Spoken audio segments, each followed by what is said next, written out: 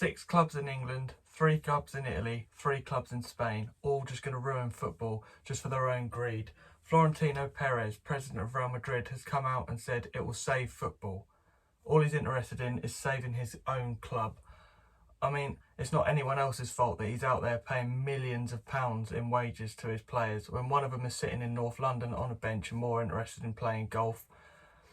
They've got loads of players that are on far more money than they're worth. Lucas Vazquez being one that springs to mind. There's probably a few others. Barcelona got the greatest player of all time, Lionel Messi. Probably had the greatest team of all time. They're just going to throw that all away just because their owners want a bit of money. I mean, the English game will be ruined from top to bottom. All the small clubs, all your local clubs, no money filtering through, all because 6 owners who basically know nothing about football and don't care about their fans are just going out there, just wanting to earn more money and put more clubs in the mud, put more clubs out of business. Over 100 years of history, the FA Cup, the way the Premier League's been built up, the old Division 1 and Division 2 leagues in England, all the history of the clubs, just thrown away because some Americans, some Arabs and Daniel Levy in this country, in England, want more money. I mean, Liverpool fans have been out there, they've been shown that they're not in with this. Tottenham fans have done the same. You've seen it at Arsenal, you've seen it at Man United. All it's doing is bringing rival football fans closer together and wanting to topple their owners, wanting their owners out of their clubs. But do they care about us? No. It just shows that they've never cared about football fans. All they want is money. It's just turning into a business. All they want is an NFL sort of state of things. For football going around the world, they want money from people in China, Japan. It'll end up just being a worldwide league. They don't care about the leagues they've come from. The Champions League trophies that they've won, they'll just be wiped off and they'll go straight in. So Real Madrid will start with 13 European Super Leagues, AC Milan with 7, Liverpool with 6. Wearing a Borussia Dortmund top because them, along with Bayern Munich and FC Porto, and kudos to them, are 3 of the main big clubs in Europe that are completely against this, have said that they're not having anything to do with it at all. And I think they'll get a lot of support for doing that. PSG haven't been mentioned at the moment that they're going into it, which I think was a surprise to most people, but, you know, props to them as well. 12 teams have been announced. There's supposed to be a further 8 to be announced. There's supposed to be 20 in the inaugural season. So you've got Liverpool, Manchester City, Arsenal, Chelsea, Tottenham, Man United, Arsenal, Atletico Madrid, Barcelona, Real Madrid, Juventus, Inter Milan and AC Milan. I mean, 3 of the teams that I've listed there, in Arsenal, AC Milan and Tottenham, what right do they have to call themselves Europe's elite? I mean, AC Milan with their history, yeah, but they haven't been in the Champions League for the last 10, 15 years. Arsenal have never won one, and they've been below the likes of Burnley and Wolves, West Ham recently. I don't think that any of those 3 teams would come out and say, oh, we're better than Arsenal, we deserve to be in this. And Tottenham, I know everyone says they always bottle it, but when was the last time they won anything? Like, never. And why, another thing, why would these players want to go in there, play in this league and lose the right to play in the Champions League, the Europa League, the European Championships, the World Cup, never being able to represent your country again just because your owners want to make more money and you want to become millionaires?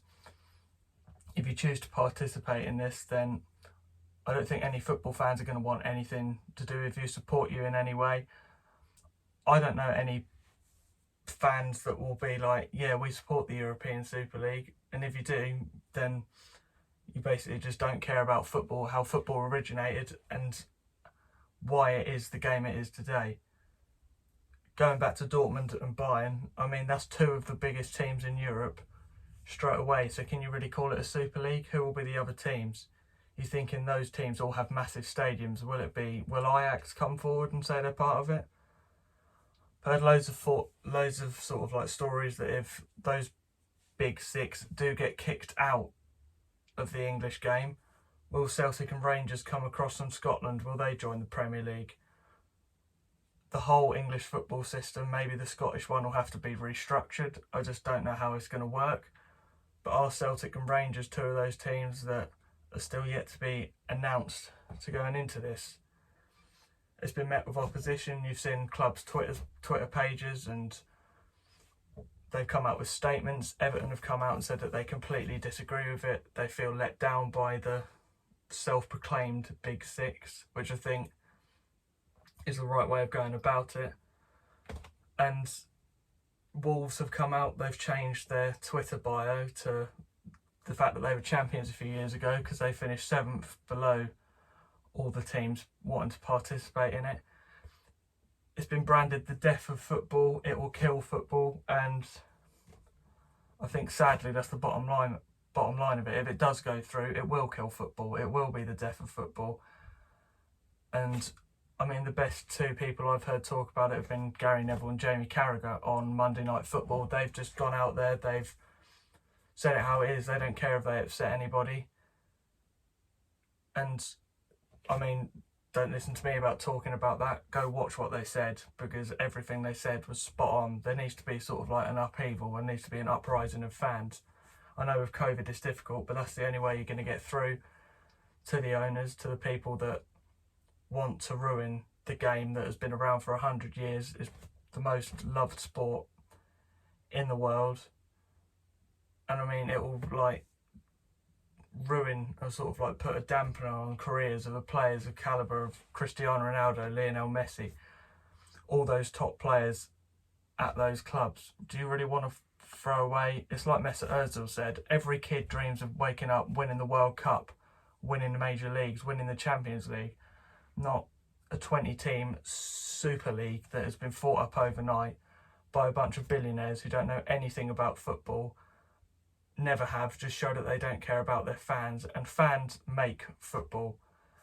I mean, we're going to do another video about this. There'll be a load of us having a debate about it, what we think about it, giving our opinions later on, but I just had to get out there and give my opinion on it because it's really wound me up. I think it's wound a hell of a lot of people up, and it's just a load of crap. If you want to kill football, if you want to keep supporting those teams, I'm a Liverpool fan and it's made me hate the club that I've grown up loving to watch for years. Just, we win the Premier League a few years ago, it's the biggest thing that's happened to the club in 30 years, and you just want to throw all that away to just jump in with a load of other owners and just make money as much as you can. It's just a load of crap. But rant over.